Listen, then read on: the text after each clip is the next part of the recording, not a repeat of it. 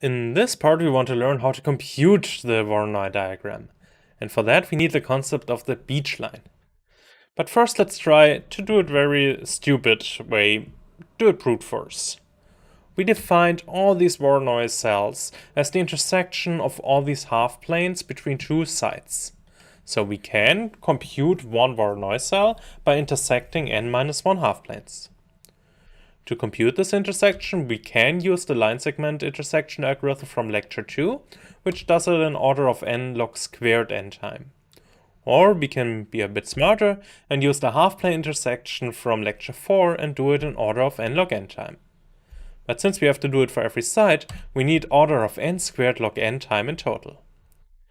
However, the complexity of the Voronoi diagram is linear, so it would be very nice if we don't need something quadratic or even more than quadratic to compute it, but rather something linear or order of n log n time. And the first idea you usually have is that we use a sweepline algorithm. So let's have a look at this situation.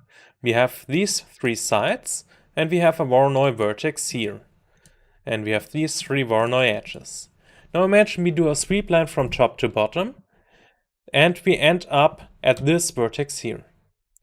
Now when the sweep line ends up here, it has to realize this is a Voronoi vertex, so that it knows these two edges end and a new edge starts here.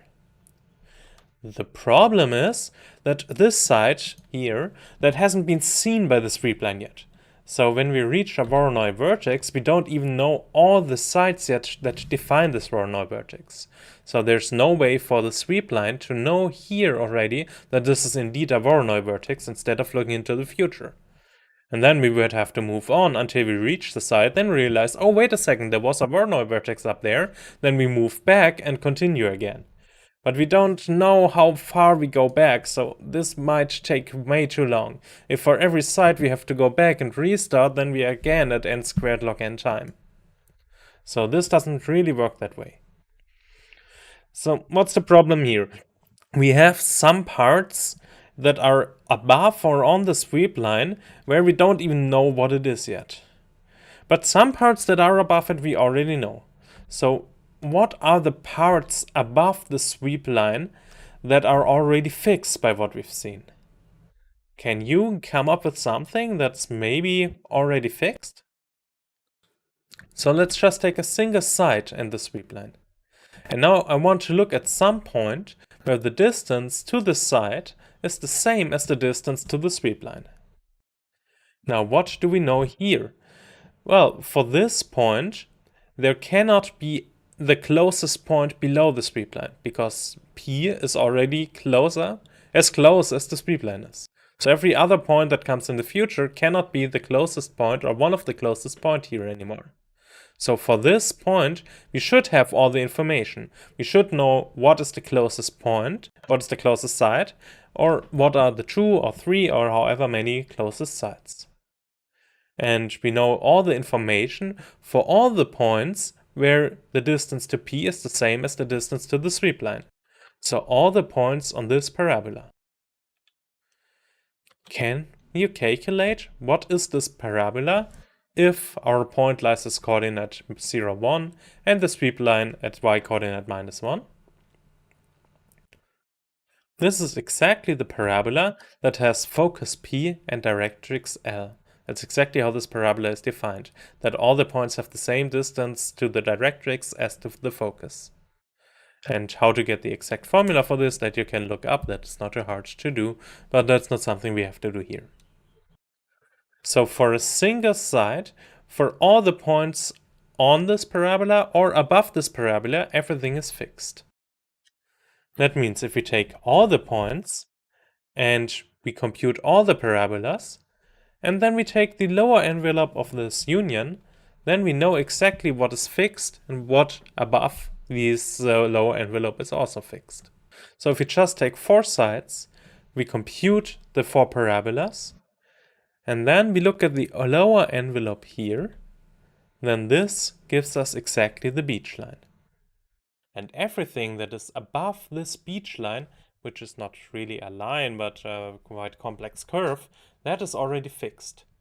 Everything that is above here is closer to some side that we've already seen than all the sides that we haven't seen so far.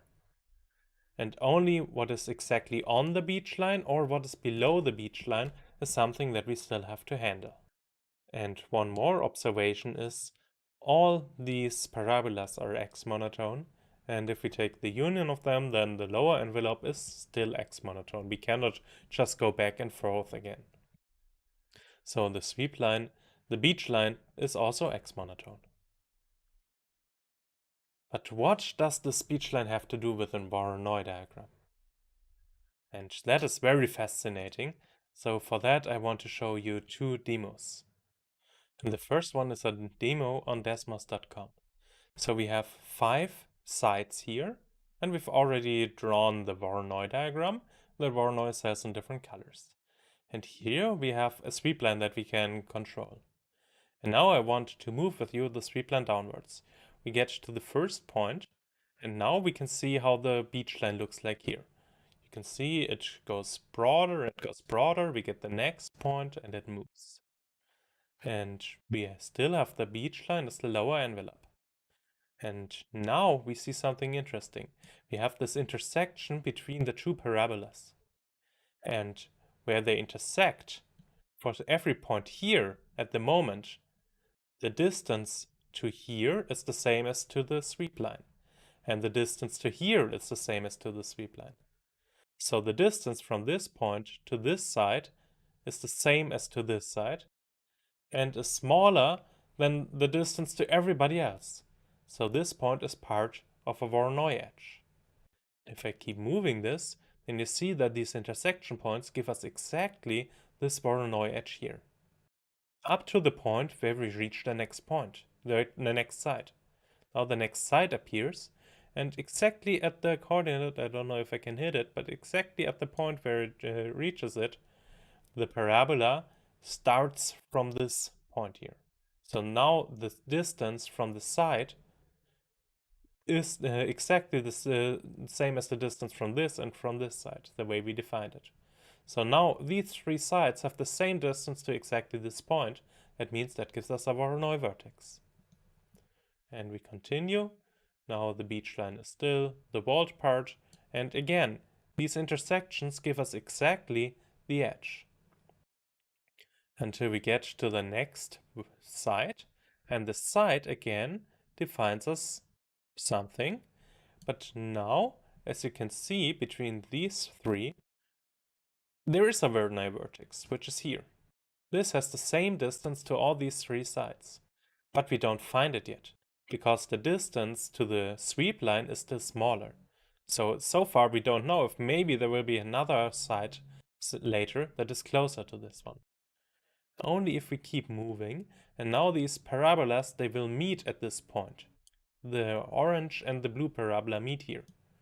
And now we're at the position where the sweep line has the same distance to this point as these 3 sides. So now we know this is a Voronoi vertex. And that way we can construct the Voronoi diagram just from the beach line and from using the sweep line. I also wanted to show you this YouTube video from Kevin Schaal, where he has an animation for a larger set of points, where you can smoothly see how everything looks like when you move the sweep line downwards, how the beach line looks, and how you create the Voronoi diagram on the way. And I think this is very fascinating. So let's go back to our slides. The answer is the breakpoints of the beach line trace out exactly the Voronoi edges.